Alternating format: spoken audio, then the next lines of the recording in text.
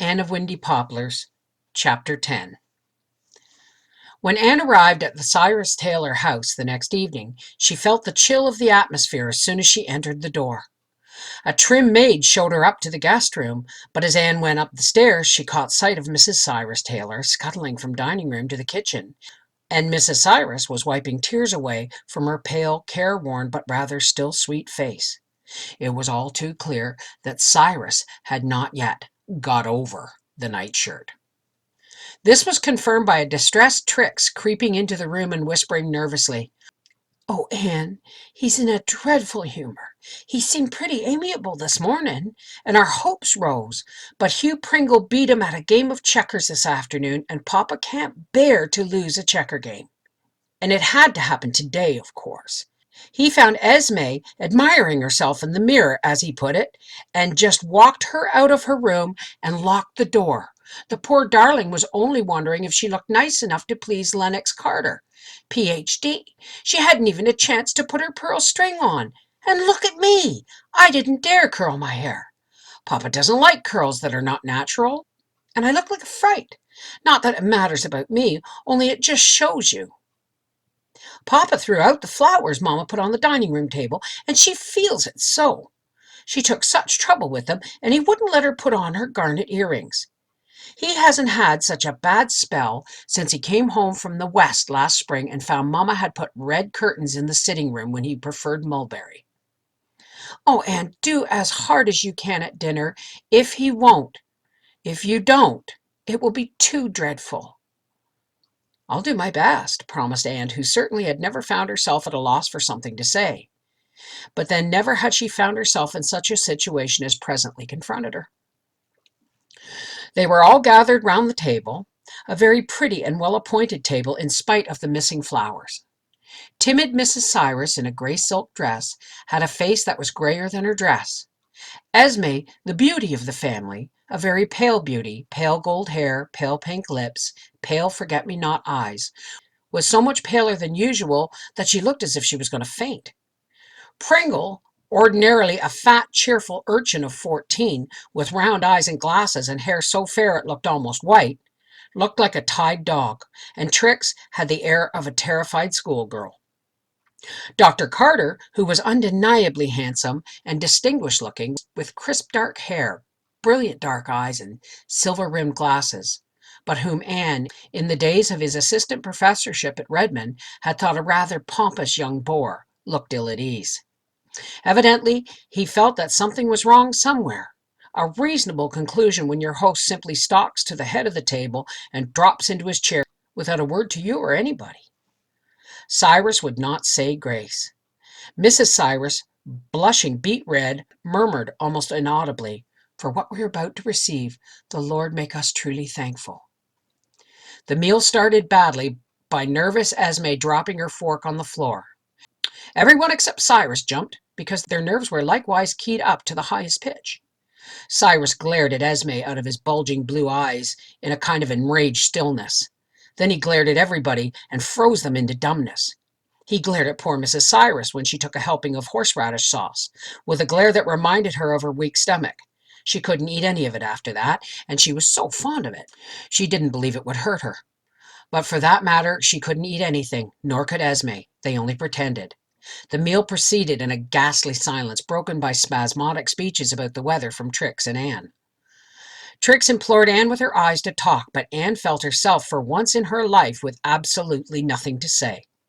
She felt desperately that she must talk, but only the most idiotic things came to her head, things it would be impossible to utter aloud. Was everyone bewitched? It was curious the effect one sulky, stubborn man had on you. Anne couldn't have believed it possible, and there was no doubt that he was really quite happy in the knowledge that he had made everybody at his table horribly uncomfortable. What on earth was going on in his mind?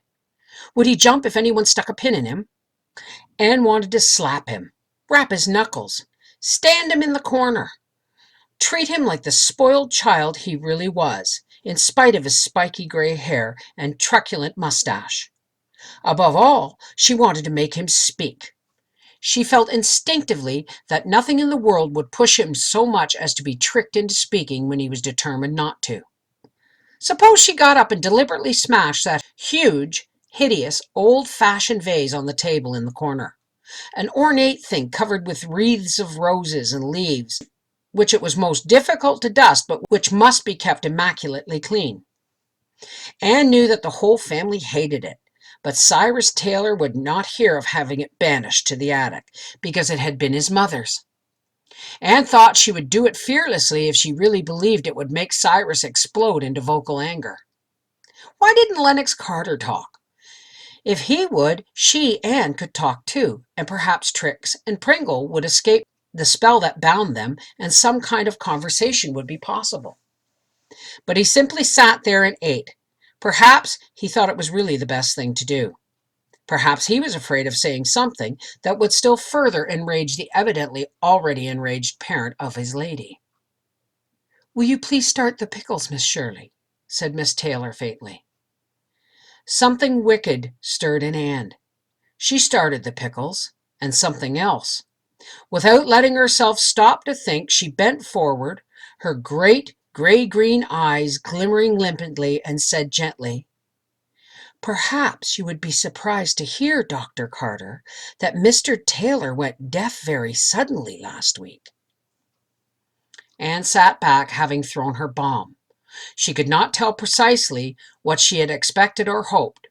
If Dr. Carter got the impression that his host was deaf instead of a towering rage of silence, it might loosen his tongue. She had not told a falsehood. She had not said Cyrus Taylor was deaf. As for Cyrus Taylor, if she hoped to make him speak, she had failed. He merely glared at her, still in silence. But Anne's remark had an effect on Trix and Pringle that she had never dreamed of. Trix, in a silent rage herself, she had the moment before Anne had hurled her rhetorical question seen Esme furtively wipe away a tear that escaped from one of her despairing blue eyes. Everything was hopeless. Lennox Carter would never ask Esme to marry him now. It didn't matter any more what anyone said or did. Trix was suddenly possessed with a burning desire to get square with her brutal father. Anne's speech gave her a weird inspiration, and Pringle, a volcano of suppressed impishness, blinked his white eyelashes for a dazed moment and then promptly followed her lead. Never, as long as they might live, would Anne, Esme, or Mrs. Cyrus forget the dreadful quarter of an hour that followed. "Such an affliction for poor Papa," said Trix, addressing Dr. Carter across the table, "and him only 68. Two little white dents appeared at the corner of Silas Taylor's nostrils when he heard his age had advanced 6 years, but he remained silent. "It's such a treat to have a decent meal," said Pringle clearly and distinctly. "What do you think, Dr. Carter, of a man who makes his family live on fruit and eggs? Nothing but fruit and eggs, just for a fad." "Does your father—" began Dr. Carter bewilderedly. "What would you think of a husband who bit his wife when she put up curtains he didn't like? Deliberately bit her," demanded Trix. "Till the blood came," said Pringle solemnly. "Do you mean to say your father—" "What would you think of a man who cut up a silk dress of his wife's just because the way it was made didn't suit him?" said Trix. "What would you think," said Pringle, "of a man who refuses to let his wife have a dog?" "When she would so love to have one," sighed Trix. "What would you think of a man," continued Pringle, who was beginning to enjoy himself hugely, "who would give his wife a pair of galoshes for a Christmas present? Nothing but a pair of galoshes." "Galoshes don't exactly warm the heart," admitted Dr. Carter.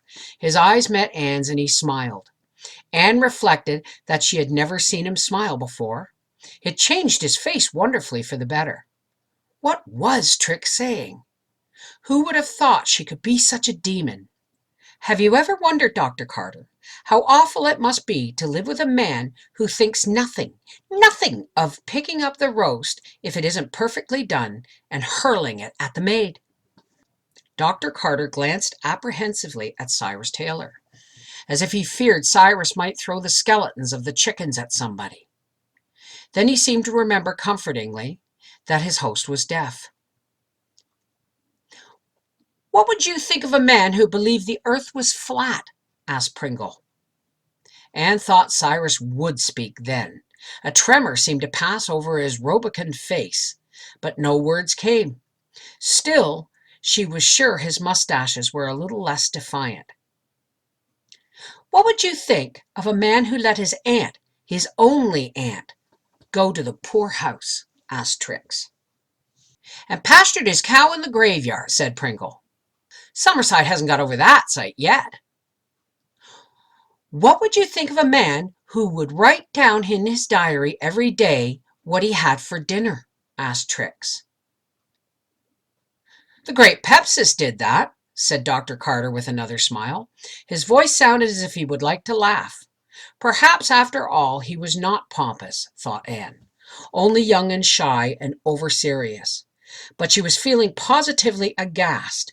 She had never meant things to go as far as this. She was finding out that it is much easier to start things than finish them. Trix and Pringle were being diabolically clever.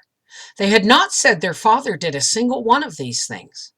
Anne could fancy Pringle saying, his round eyes rounder still with pretended innocence, "I just asked those questions of Dr. Carter for information." "What would you think," kept on Trix, "of a man who opens and reads his wife's letters?" "What would you think of a man who would go to a funeral, his father's funeral, in overalls?" asked Pringle. What would they think of next? Mrs. Cyrus was crying openly, and Esme was quite calm with despair. Nothing mattered any more. She turned and looked squarely at Dr. Carter, whom she had lost forever. For once in her life she was stung into saying a really clever thing. "What," she asked quietly, "would you think of a man who spent a whole day hunting for the kittens of a poor cat who had been shot because he couldn't bear to think of them starving to death?" A strange silence descended on the room. Trix and Pringle looked suddenly ashamed of themselves, and then Mrs. Cyrus piped up, feeling it her wifely duty to back up Esme's unexpected defense of her father. "And he can crochet so beautifully. He made the loveliest centerpiece for the parlor table last winter when he was laid up with lumbago." Everyone has some limit of endurance, and Cyrus Taylor had reached his. He gave his chair such a furious backward push that it shot instantly across the polished floor, struck the table on which the vase stood. The table went over, and the vase broke in the traditional 1,000 pieces. Cyrus, his bushy white eyebrows fairly bristling with wrath, stood up and exploded at last. "I don't crochet, woman. Is one contemptible doily going to blast a man's reputation forever? I was so bad with that blamed lumbago I didn't know what I was doing. And I'm deaf, am I, Miss Shirley? I'm deaf!" "She didn't say you were deaf, Papa," cried Trix, who was never afraid of her father when his temper was vocal.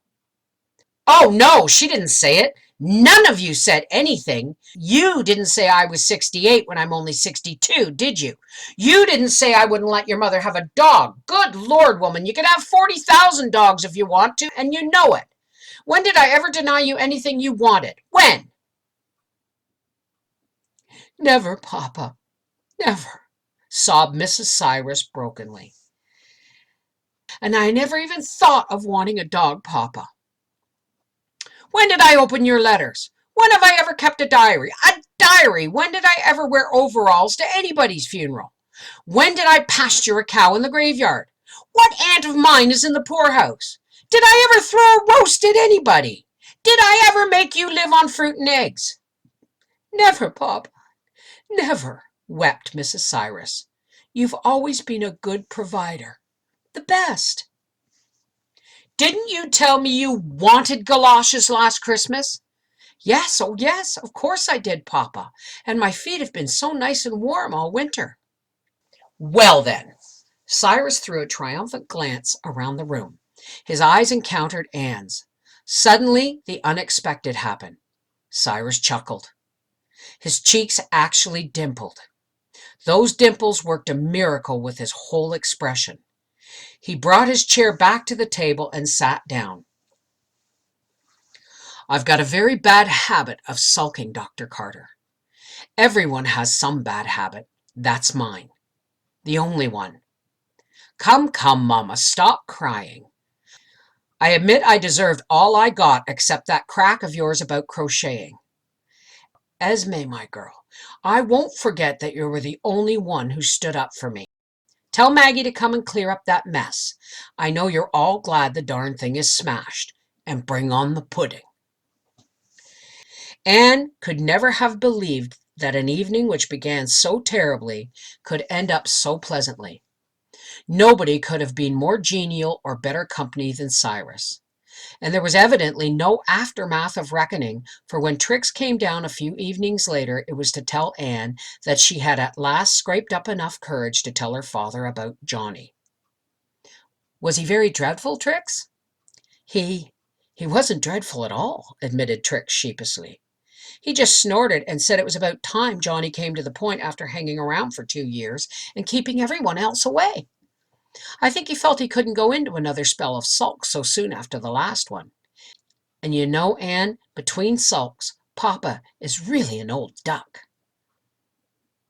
I think he's a great deal better father to you than you deserve, said Anne, quite in Rebecca Dew's manner. You were simply outrageous at that dinner, Trix. Well, you know you started it, said Trix, and good old Pringle helped a bit.